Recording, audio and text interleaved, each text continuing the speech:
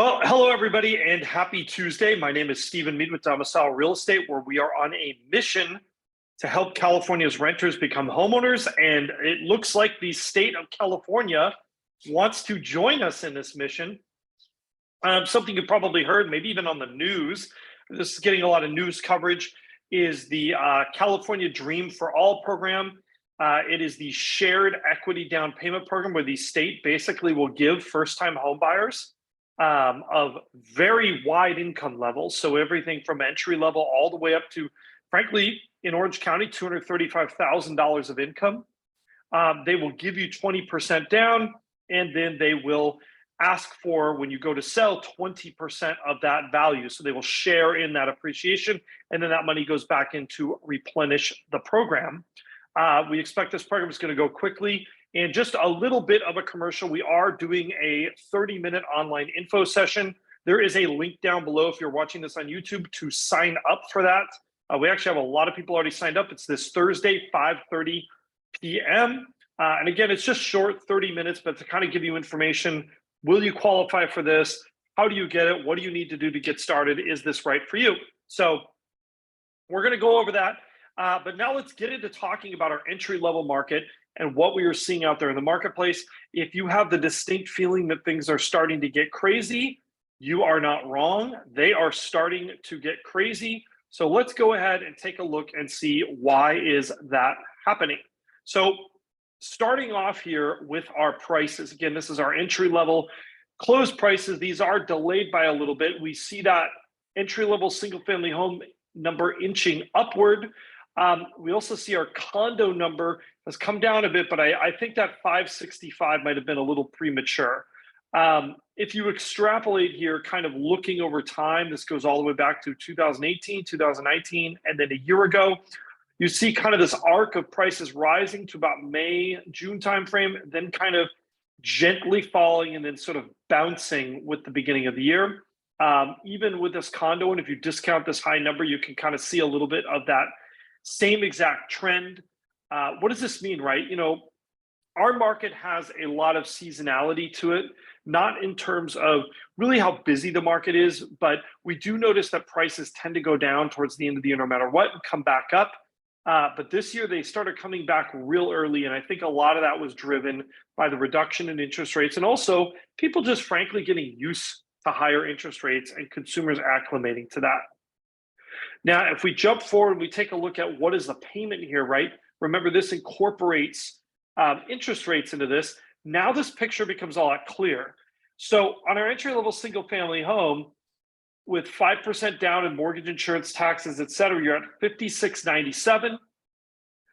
Where were we back in 2018? Well, there we were, $3,600. That was a great time.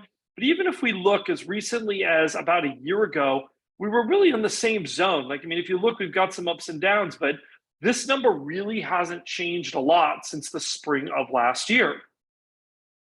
Same thing here on the condo side, 4,284. We can kind of go back here to kind of be in that 4,200s range, right? We're not really that far off from where we are in spring of last year. And that's part of the reason why you're seeing some price resiliency, is because we're really staying within this kind of zone here. Now, if we look at our minimum household income required, we have dropped below $140,000 at $139,529 for entry-level single-family home and $104,908, so right around $100,000 for our entry-level condo. Do remember this assumes zero other debt, right? So this is kind of, again, that minimum household income. Obviously, if you've got car payments, student loans, credit cards, you would need more income than that to make it happen. And of course, this is a household income, so this can be more than one person. This is the number that should be especially concerning to people, right? If you look through last year, right, once we got into the summer, we were seeing these numbers in the 60s, 70s, right? 60s, 70s, maybe high 70s. But since the beginning of the year, we have been trending in the 80s and the 90s here in absorption rate. And what that really means is that we're running an inventory deficit, essentially, right? Because not every home that comes in the market even ends up selling. So, we're running at a pretty solid inventory deficit, meaning fewer homes are really coming on the market than are disappearing. We are about 1-for-1 for homes coming on the market and going into escrow. And some homes will never make it to escrow and get pulled from the market. So, really, this tells us kind of a really big problem that we have. And as it's been the last 3 years or so, it is primarily an inventory problem. And I don't see it changing anytime soon. I don't see there being some deluge of foreclosures coming on the market to add supply. And if we look at our total inventory, that corroborates exactly what we are talking about. You can see last year inventory really peaked over the summer, then started falling. But what's really strange is look back here. Look at what the curve looks like last year. We were rising inventory, and look at the way it's shaped this year. Same thing even on our entry-level condos. We've got a downward slope instead of at least an even and maybe a rise. And I just don't see us getting to a big inventory level like we did last summer. I think there's a lot of reasons for that. The biggest is that lock-in effect. People who have both low property taxes and low interest rates are loath to move and put their homes on the market. If we look at our still active percentage, we see that our entry-level single-family home, that continues to get more competitive as this number falls. Condos have about evened out, but again, these numbers are way lower than we had during our peaks. These are more like our June numbers in terms of market competitiveness. So every time we do one of these updates, the market we're in starts looking a lot more like the spring of 2022. And finally, if we look at our week supply of homes, this is sort of our relative inventory figure. I like this one a lot. It says a lot about sort of that rate of homes flying off the shelves and really what's out there. And we are at, for our condos, 5.3 weeks of inventory, and for our entry-level single-family home, 4.25 weeks of inventory. We haven't really seen these kind of numbers since, gosh, back in May of last year.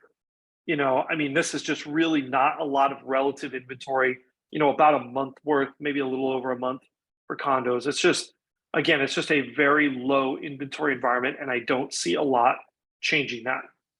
So that's what I've got for you. Again, check out the link down below for our free 30-minute info session that's online. You will not have to go on your camera, I promise, but you will learn about this program, whether you qualify, and have a chance to ask questions, which is probably the most important part.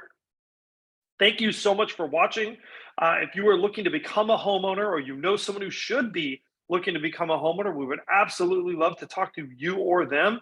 So definitely hit us up. Don't forget to like, subscribe, and hit that notification bell. And we will see you again real soon.